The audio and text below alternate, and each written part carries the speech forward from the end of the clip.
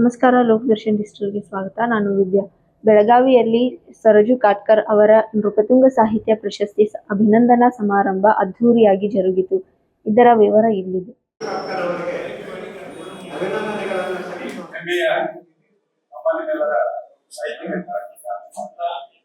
ಎಲ್ಲ ಸಾಹಿತ್ಯ ಪ್ರೇಮಿಗಳು, ಸಾಹಿತ್ಯ ಆಸಕ್ತರು ಹಾಗೂ ಎಲ್ಲರಿಗೂ ಮೊದಲು ಬಹುಶಃ ಇವತ್ತು ನಾಡಿಗೆ ದೊಡ್ಡದು ನಾಗರ ಪಂಚಮಿ ಅನ್ನುವಂತ ವಿಶೇಷವಾದ ಈ ಹಬ್ಬದ ಸಂಭ್ರಮದಲ್ಲಿ ನಮ್ಮ ಸಾಹಿತ್ಯ ಸಂಭ್ರಮದ ಹಬ್ಬ ನಾಗರ ಪಂಚಮಿ ಬರೀ ನಾಡಿಗೆ ದೊಡ್ಡದಲ್ಲ, ಕುಟುಂಬದ ಮಗಳು ಕುಟುಂಬದೊಂದಿಗೆ ಬಾಂಧವ್ಯವನ್ನು ತೋರಿಸುವಂತ, ಸಹೋದರ ಸಹೋದರಿಯರ ಬಾಂಧವ್ಯ ತೋರಿಸುವಂತ ವಿಶೇಷವಾದಂತಹ ಈ ನಾಗರ ಪಂಚಮಿಯ ನಾಡಹಬ್ಬದ ಇವತ್ತಿನ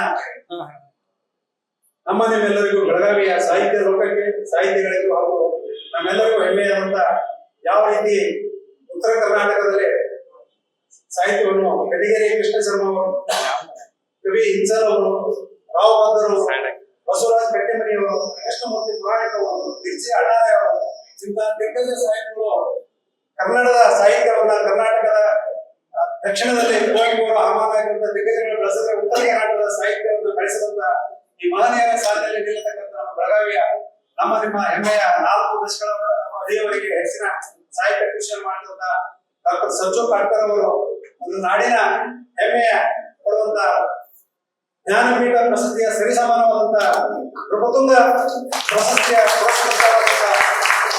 ನಮ್ಮೆಲ್ಲರಿಗೂ ಆತ್ಮೀಯರಾದಂತ ಎಲ್ಲ ಸಾಹಿತ್ಯ ಭಾಗಕ್ಕೆ ಸ್ನೇಹಿಗಳಾದಂತ ಸಾಹಿತ್ಯ ಕ್ಷೇತ್ರ, ಪತ್ರಿಕಾ ಕ್ಷೇತ್ರ, ವಿವಿಧ ಹಲವಾರು ಕ್ಷೇತ್ರಗಳಲ್ಲಿ ಕೆಲಸ ಮಾಡ್ತಾ ನಮ್ಮ ಬೆಳಗಾವಿಯ ನಗರಕ್ಕೆ ಹಾಗೂ ಉತ್ತರ ಕರ್ನಾಟಕಕ್ಕೆ ಹೆಮ್ಮೆ ಅಂತಂತ ಡಾಕ್ಟರ್ ಸರಜು ಕಾಟ್ಕರ್ ಅವರ ಒಂದು ಈ ನೃಪತುಂಗ ಸಾಹಿತ್ಯ ಪ್ರಶಸ್ತಿ ಪುರಸ್ಕೃತ ಪರಿಣಾಮವಾಗಿ ಅಭಿನಂದನಾ ಸಮಾರಂಭವನ್ನ ಹಮ್ಮಿಕೊಳ್ಳುವ ನಿಟ್ಟಿನಲ್ಲಿ ನಮ್ಮ ನಿಮ್ಮೆಲ್ಲರಿಗೂ ಹಿರಿಯರು ಆದಂತ ಜಾಹೀರಾತ್ ಸಂಸ್ಥೆಯೊಂದಿಗೆ ಗುರುತಿಸಿಕೊಂಡ್ರು ಕೂಡ ಬೆಳಗಾವಿಯ ಒಂದು ಸಾಂಸ್ಕೃತಿಕ ಮತ್ತು ಸಾಹಿತ್ಯಿಕ ರಾಯಭಾರಿಯ ಒಂದು ಆದ್ಯತೆಗೆ ಇನ್ನೊಂದು ಹೆಸರನ್ನುವಂತ ಎನ್ಕೆ ಪಬ್ಲಿಸಿಟಿಯ ಮಾಲೀಕರು ಹಾಗೂ ನಮ್ಮ ಸಾಹಿತ್ಯ ಸಮಾಜ ನಮ್ಮ ಮಾರ್ಗದರ್ಶಿಗಳಾದ ಜಯರಾಮ್ ಸರ್ ಅವರ ಮಾರ್ಗದರ್ಶನದಲ್ಲಿ ಅವರ ಆಪ್ತರು ಮತ್ತು ಆತ್ಮೀಯರಾದಂತ ಒಂದು ಚಂದ್ರಕಾಂತ್ ಕುಸೂರು ಸಾಹಿತ್ಯ ಪ್ರತಿಷ್ಠಾನ, ಬೆಳಗಾವಿಯ ಸಾಹಿತ್ಯ ಭವನದ ವಿಶ್ವಸ್ತ ಮಂಡಳಿಯ ಎಲ್ಲ ಆಡಳಿತ ಮಂಡಳಿ ಹಾಗೂ ಎನ್ಕೆ ಪಬ್ಲಿಸಿಟಿಯ 3 ಸಹಯೋಗದಲ್ಲಿ ಇವತ್ತು ಬೆಳಗಾವಿಯಲ್ಲಿ ಒಂದು ನೃಪತುಂಗ ಪ್ರಶಸ್ತಿ ಪಡೆದಂತ ಡಾಕ್ಟರ್ ಸರಜು ಅವರ ಬಗ್ಗೆ ವಿವರವಾಗಿ ಹೇಳ್ಕೊಂಡು ಅವರ 100 ಕೃತಿಗಳನ್ನು ನೀಡಿ ಬರೀ ನಾಡಿಗೆ ಅಷ್ಟೇ ಅಲ್ಲ, ಇಡೀ ಕೇಂದ್ರ ಸಾಹಿತ್ಯ ಅಕಾಡೆಮಿ ಸದಸ್ಯರಾಗಿ ದೇಶ ಮಟ್ಟದಲ್ಲಿ ನಮ್ಮ ಬೆಳಗಾವಿಯ ಮತ್ತು ನಮ್ಮ ಉತ್ತರ ಕರ್ನಾಟಕದ ಸಾಹಿತ್ಯವನ್ನು ಬೆಳೆಸಿದಂತ ಒಬ್ಬ ಸೃಜನಶೀಲ ಮತ್ತು ಎಲ್ಲರಿಗೂ ಸ್ನೇಹಮಯವಾದಂತ ಸರಜು ಅವರು ಎಲ್ಲರನ್ನ ನಮ್ಮ ಮುಡಿಗೇರಿಸಿಕೊಂಡಿರುವಂತಹ ಡಾಕ್ಟರ್ ಸರಜು ಕಾಟ್ಕರ್ ಅವರು ಇತ್ತೀಚೆಗೆ ಮತ್ತೊಮ್ಮೆ ಡಾಕ್ಟರ್ ಸರಜು ಕಾಟ್ಕರ್ ಅವರಿಗೆ ನೃಪತುಂಗ ಸಾಹಿತ್ಯ ಪ್ರಶಸ್ತಿ ಲಭಿಸಿದ್ದಕ್ಕೆ ಸುಮಾರು 4 ದಶಕಗಳ ಕಾಲ ಸಾಹಿತ್ಯ ಕ್ಷೇತ್ರದಲ್ಲಿಯೂ ಪತ್ರಿಕಾ ಕ್ಷೇತ್ರದಲ್ಲಿಯೂ ಒಡನಾಡಿದ ನನ್ನ ಮಿತ್ರರಾದ ಡಾಕ್ಟರ್ ಸರಜು ಕಾಟ್ಕರ್ ಅವರಿಗೆ ಇವತ್ತು ನೃಪತುಂಗ ಪ್ರಶಸ್ತಿ ಪಡೆದ ಸಲುವಾಗಿ ನಾನು ಮೊದಲನೇದಾಗಿ ಹಾರ್ದಿಕವಾಗಿ ಅಭಿನಂದಿಸುತ್ತೇನೆ. ಪತ್ರಕರ್ತರು ಸಾಕಷ್ಟು ಇರ್ತಾರೆ, ಸಾಹಿತಿಗಳು ಸಾಕಷ್ಟು ಜನ ಇರ್ತಾರೆ, ಆದರೆ ಪತ್ರಕರ್ತ ಸಾಹಿತಿಗಳ ಸಂಖ್ಯೆ ಆ ಪ್ರಮಾಣದಲ್ಲಿ ಬಹಳ ಕಡಿಮೆ ಇರ್ತದೆ. ಅದೊಂದು ವಿಶಿಷ್ಟ ಕ್ಯಾಟಗರಿ ಅಂತ ನಾವು ಪರಿಗಣಿಸಬಹುದು. ಯಾಕಂದರೆ ಎಲ್ಲ ಪತ್ರಕರ್ತರು ಸಾಹಿತಿಗಳಾಗಿರೋದಿಲ್ಲ, ಎಲ್ಲ ಸಾಹಿತಿಗಳು ಪತ್ರಕರ್ತರಾಗಿರೋದಿಲ್ಲ. ಸಾಹಿತಿ ಪತ್ರಕರ್ತರು ಆಗಿರುವವರಿಗೆ ಒಂದು ವಿಶಿಷ್ಟವಾದಂತಹ ಪ್ರಯೋಜನ ಇರುತ್ತದೆ, ಒಂದಕ್ಕೊಂದು ಪೂರಕವಾದಂತಹ ಸಂಗತಿಗಳು.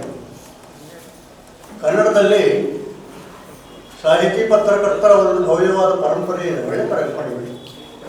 ಬಹುಶಃ DVG ಅವರಿಂದಲೇ ನಾವು ಅದನ್ನು ಆರಂಭ ಮಾಡಬಹುದು. DVG ಅವರ ನಂತರದಲ್ಲಿ ಗೀತಾ ಶರ್ಮಾ, ಸಿದ್ದವನಹಳ್ಳಿ ಕೃಷ್ಣ ಶರ್ಮಾ, ಪಾಂಡೇಶ್ವರ ಗಣಪತರಾವ್, ಕಡೆಕೋಡ್ಲು ಶಂಕರ ಭಟ್ರು, ಬೆಳಗೇರಿ ಕೃಷ್ಣ ಶರ್ಮರು, ನಂಜನಗೂಡು ತಿರುಮಲಮ್ಮ ಅವರು, ಹೀಗೆ ಅಸಂಖ್ಯಾತ ಹೆಸರುಗಳು ಆ ಪರಂಪರೆಯಲ್ಲಿ ಬರ್ತಾ ಮುಂದೆ ಗೋಪಾಲಕೃಷ್ಣ ಅಡಿಗರು, ಅನಗ್ರ, ಶಿವರಾಮ್ ಕಾರಂತ್, ಮಾಸ್ತಿ ಇವರು ಸಾಹಿತ್ಯ ಪತ್ರಿಕೆಗಳನ್ನು ಆರಂಭಿಸಿದವರು. ಆ ಪರಂಪರೆ ಮುಂದುವರೆದು ಮುಂದೆ ಅನಂತಮೂರ್ತಿ ಅವರಿಂದ ಲಂಕೇಶ್ ಇರ್ಬೋದು, ಅಲ್ಲಿಂದ ಸರ್ಜು ಕಾಟ್ಕರ್ ಅವರ ತನಕ ಆ ಪರಂಪರೆಯ ಕೊಂಡಿಗಳು ನೂತನವಾಗಿ ಮುಂದುವರೆದುಕೊಂಡು ಬಂದರು. ಪತ್ರಕರ್ತರಾದವರಿಗೆ ಅವರು ಸಾಹಿತಿಗಳಾಗಿದ್ದರೆ ಅದು ಅವರ ಭಾಷೆಯನ್ನು ಗಟ್ಟಿಗೊಳಿಸ್ತದೆ, ಅವರ ವರದಿಗಳನ್ನು, ಅವರ ಲೇಖನಗಳನ್ನು ಇನ್ನಷ್ಟು ಸುಂದರವಾಗಿಸುತ್ತಾರೆ. ಹಾಗೆ ಸಾಹಿತಿಯಾದವರು ಪತ್ರಕರ್ತರಾಗಿದ್ದರೆ ಅವರ ಅನುಭವದ ಜ್ಞಾನದ ಸೀಮೆ ಇನ್ನಷ್ಟು ವಿಸ್ತಾರ ಆಗ್ತದೆ. ಯಾಕೆಂದರೆ ಪತ್ರಿಕಾರಂಗ ಅನ್ನೋದು ಒಂದು ಮುಕ್ತ ವಿಶ್ವವಿದ್ಯಾಲಯ ಇದ್ದಾಗ ಅಲ್ಲಿ ನಾವು ಕಲಿತಷ್ಟು ಕಡಿಮೆ, ಅಲ್ಲಿ ಇಲ್ಲದೇ ಇರುವಂತಹ ವಿಷಯಗಳು ಯಾವುದೂ ಇರೋದಿಲ್ಲ. ಒಬ್ಬ ಬರೆಹಗಾರನಾದವ ಒಂದು 4 ದಿವಸ ಬರೀದೇ ಇರಬಹುದು, 1 ತಿಂಗಳು ಬರೀತೇನೆ ಇರಬಹುದು. ಆದರೆ ಪತ್ರಕರ್ತನಾದ ಒಂದು ದಿವಸ ಸಾಯಬೇಕು, ದಿವಸ ಹುಟ್ಟಬೇಕು. ಅವನ ಬದುಕೇ ಹೇಗೆ ತನಗೆ ಗೊತ್ತಿರುವ ಸಂಗತಿಗಳ ಸಂಗಡ ಗೊತ್ತಿಲ್ಲದೆ ಇರೋ ಸಂಗತಿಗಳ ಬಗ್ಗೆಯೂ ಬರೀತಾ ಇರಬೇಕಾಗುತ್ತೆ. ಅಂತಹ ಒಂದು ಅನಿವಾರ್ಯತೆ ಇರ್ತದೆ. ಆದ್ದರಿಂದ ಈ ಸಾಹಿತ್ಯ ಮತ್ತು ಪತ್ರಿಕೆ ಎರಡೂ ಕ್ಷೇತ್ರಗಳಲ್ಲಿ ಒಂದು ಸಾಧನೆಯನ್ನು ಮಾಡಿರುವಂತಹ ಡಾಕ್ಟರ್ ಸರ್ಜು ಕಾಟ್ಕರ್ ಅವರಿಗೆ ಈ ಒಂದು ಪ್ರಶಸ್ತಿ ಸಿಕ್ಕಾಗ ಈಗ ಏನಾಗಿದೆ, ಪ್ರಶಸ್ತಿಗಳ ಕುರಿತಾಗಿಯೇ ಸ್ವಲ್ಪ ಸಂದೇಹ ಪಡುವಂತಹ ಒಂದು ವಿಶಿಷ್ಟವಾದ ಕಾಲಘಟ್ಟದಲ್ಲಿ ನಾವಿದ್ದೇವೆ. ಬನ್ನಂಜೆ ಗೋವಿಂದಾಚಾರ್ಯರಿಗೆ ಪದ್ಮಭೂಷಣ ಬಂದಾಗ ಯಾರೋ ಅವ್ರಿಗೆ ಕೇಳುವಾಗ ಹೇಳಿದ್ರಂತೆ, ಎಷ್ಟು ಕೊಟ್ಟಿದ್ರೆ ಇಂಥ ಪರಿಸ್ಥಿತಿ. ಬನ್ನಂಜೆಯವರು ಬಹಳ ದೊಡ್ಡ ಯೋಗ್ಯತಾ ಅದರೊಳಗೆ. ಅದಕ್ಕೆ ಕಾರಣ ಏನು ಅಂದರೆ ಇವತ್ತು ಪ್ರಶಸ್ತಿಗಳನ್ನು ಕೊಡೋರು ಹೆಚ್ಚಾಗಿದ್ದಾರೆ, ತಗೊಳ್ಳೋರು ಹೆಚ್ಚಾಗಿದ್ದಾರೆ, ಮಾರಾಟಗಳು ನಡೀತದೆ, ಖರೀದಿನೂ ನಡೀತದೆ. ಆದರೆ ಸರ್ಜು ಕಾಟ್ಕರ್ ಅಂತವರಿಗೆ ಆ ಪ್ರಶಸ್ತಿಗಳು ಬಂದಾಗ ನಮ್ಮಲ್ಲಿ ಅಂತಹ ಯಾವ ಭಾವನೆಗಳು ಹುಟ್ಟೋದಿಲ್ಲ, ಅಂತಹ ಯಾವ ಸಂದೇಹಗಳು ಉದ್ಭವ ಆಗೋದಿಲ್ಲ. ಯಾಕೆಂದರೆ ಅವರು ಆ ಎರಡೂ ಕ್ಷೇತ್ರಗಳಿಗೆ ನೀಡಿರುವಂತಹ ಕೊಡುಗೆ ಬಹಳ ಮಹತ್ವದ್ದು. ಎರಡೂ ಕ್ಷೇತ್ರಗಳಲ್ಲಿ ದೀರ್ಘಕಾಲ ಅವರು ಕೆಲಸವನ್ನು ಮಾಡ್ಕೊಂಡು ಬಂದಿದ್ದರಿಂದ ನಾವು ಹೆಮ್ಮೆ ಪಡುವಂತಹ ಒಂದು ಸಂಗತಿ ಆಗಿರ್ತದೆ. ಮುಖ್ಯವಾಗಿ ಪ್ರಶಸ್ತಿಗಳಿಂದಲೇ ಯಾರು ದೊಡ್ಡವರಾಗೋದಿಲ್ಲ, ಅವರು ಮಾಡಿರುವ ಸಾಧನೆಗಳಿಂದ ಅವರು ದೊಡ್ಡವರಾಗ್ತಾರೆ. ದೊಡ್ಡವರಾದ ನಂತರ ಪ್ರಶಸ್ತಿಗಳು ಬರಬೇಕು. ಇವತ್ತು ನಮಗೆ ಏನು ಅವಸರ ಆಗಿದೆ ಅಂದರೆ, ಒಂದು ಪುಸ್ತಕ 2 ಪುಸ್ತಕ ಬಂದ ತಕ್ಷಣ ನಮಗೆ ಒಂದು ಪ್ರಶಸ್ತಿ ಬಂದು ಬಿಡಬೇಕು ಅನ್ನುವಂತಹ ತರಾತುರಿ ನಮ್ಮಲ್ಲಿ ಹೆಚ್ಚಾಗ್ತಾ ಇದೆ. ಅಂತಹ ಒಂದು ಪರಿಸ್ಥಿತಿ ಇದೆ ಇವತ್ತು. ಅಂತಹ ಒಂದು ವಾತಾವರಣ ಹೋಗಬೇಕು ನಿಜವಾಗಿ. ಎಷ್ಟೋ ಜನರಿಗೆ ಪ್ರಶಸ್ತಿಗಳು ಸಿಕ್ಕಾಗ ಅವ್ರಿಗೆ ಯಾಕೆ ಪ್ರಶಸ್ತಿ ಸಿಕ್ತು ಅನ್ನೋದೇ ನಮಗೆ ಕೊನೆ ತನಕ ಅರ್ಥ ಆಗೋದಿಲ್ಲ, ನಿಜವಾಗಿ ಹೇಳ್ಬೇಕು. ಅಂತಹ ಒಂದು ಪರಿಸ್ಥಿತಿ ಇದೆ. ನಾನು ಮೊನ್ನೆ ಅಷ್ಟೇ ಏನೋ ಒಂದು ಬರೆದಿದ್ದೆ, ಯಾರಿಗೆ ತಮ್ಮ ವೃತ್ತಿಯಲ್ಲಿ ಶ್ರದ್ಧೆ ಪ್ರೀತಿ ಇರ್ತದೋ ಅವರು ಮಾತ್ರ ಅದನ್ನು ಸಾಧನೆ ಮಾಡಲಿಕ್ಕೆ ಸಾಧ್ಯ ಆಗ್ತದೆ.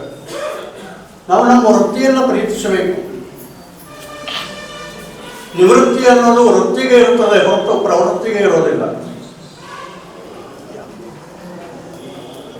ಎಲ್ಲರಿಗೂ ನಮಸ್ಕಾರಗಳು. ಏನು ಮಾತಾಡಬೇಕು ಶಬ್ದಗಳು ಹೊರಗೆ ಬರ್ತಾ ಇದ್ದಾವೆ. ಟೋಟಲಿ ಸ್ಪೀಚ್ಲೆಸ್ ಆಗಿದೆ. ಸ್ಪೀಚ್ಲೆಸ್. ಇಷ್ಟೆಲ್ಲ ಜನರ ಪ್ರೀತಿ, ಇಷ್ಟೆಲ್ಲ ಜನ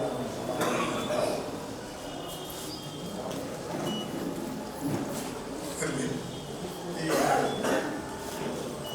ಕಾರ್ಯಕ್ರಮದ ಅಧ್ಯಕ್ಷತೆಯನ್ನು ವಹಿಸಿರುವಂತಹ ಬೆಳಗಾವಿಯ ಜನಪ್ರಿಯ ವಕೀಲರಾದಂತಹ ನ್ಯಾಯವಾದಿಗಳಾದಂತಹ ಎಸ್.ಎಂ. ಕುಲಕರ್ಣಿ ಅವರು ನನಗೆ ಮೊದಲಿನಿಂದಲೂ ನಾನು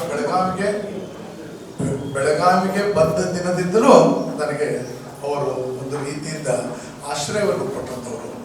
ಅವರು ಆಮೇಲೆ ಒಬ್ಬರು ಬಹಳ ಸೀನಿಯರ್ ಮೋಸ್ಟ್ ಜರ್ನಲಿಸ್ಟ್ ಇದ್ದರು, R.H. ಕುಲಕರ್ಣಿ ಅಂತೇಳಿ.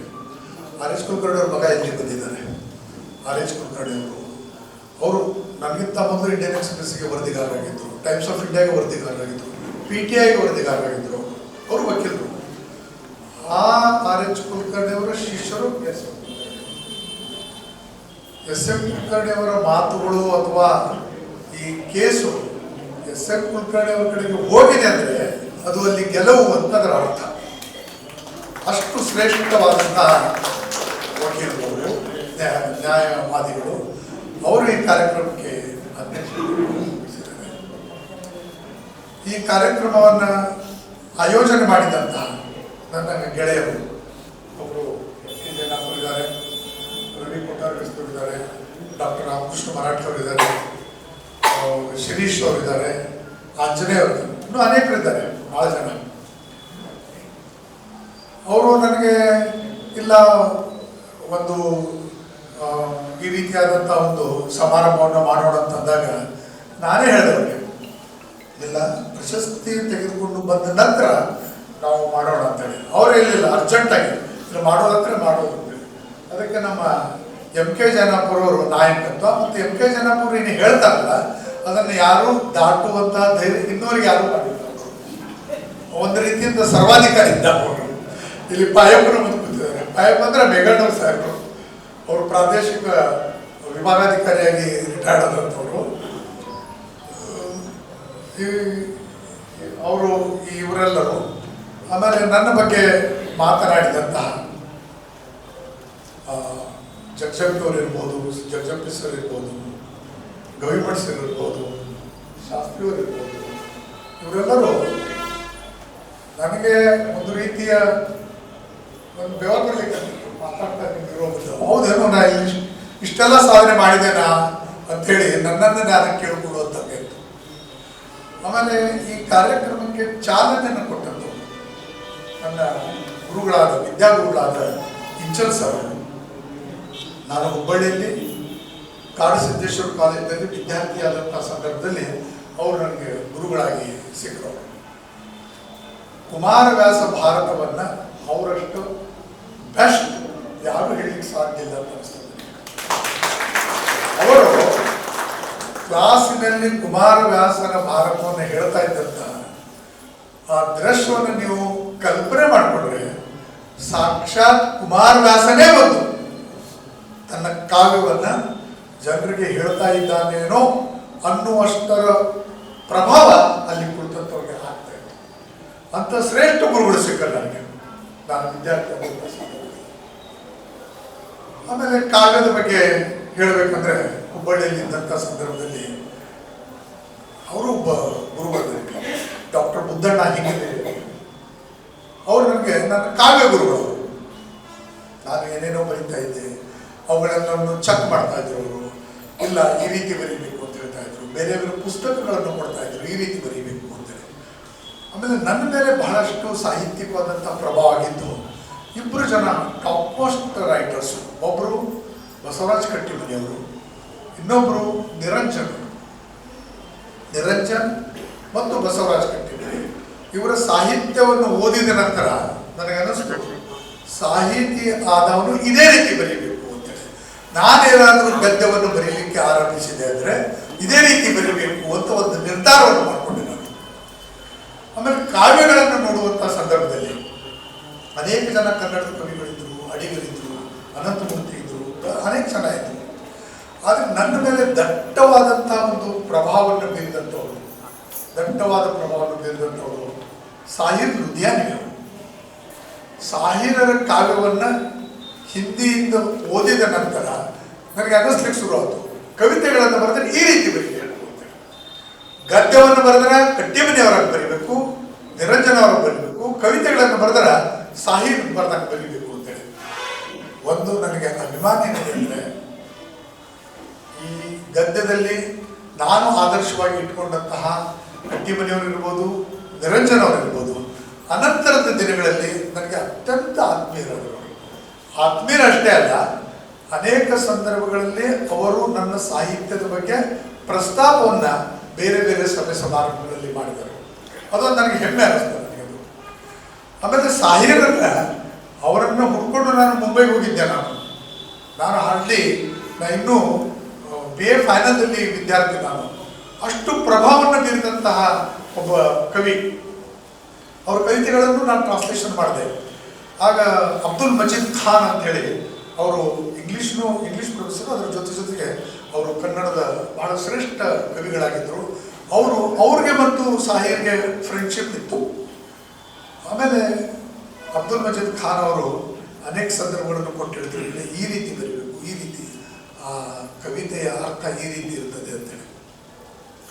ಅನಂತರ ನಾನು ವಿಶ್ವವಿದ್ಯಾಲಯಕ್ಕೆ ಹೋದೆ.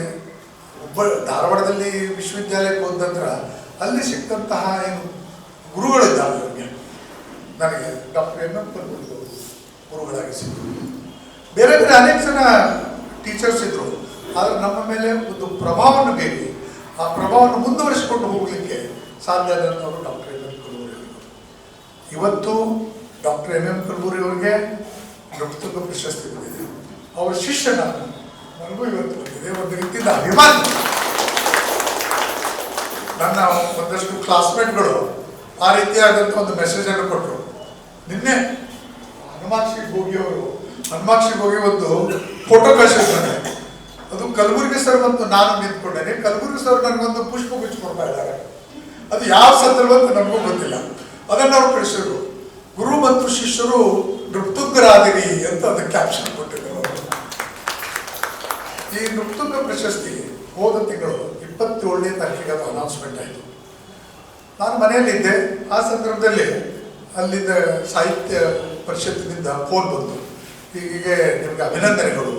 ಇದಕ್ಕೆ ಅಭಿನಂದನೆಗಳು ಇಲ್ಲ, ನಿಮಗೆ ನೃಪತುಂಗ ಪ್ರಶಸ್ತಿ 2025 ನೃಪತುಂಗ ಪ್ರಶಸ್ತಿ ನಿಮಗೆ, ನೀವು ಅದಕ್ಕೆ ಭಾಜನರಾಗಿದ್ದೀರಿ ಅಂತೇಳಿ.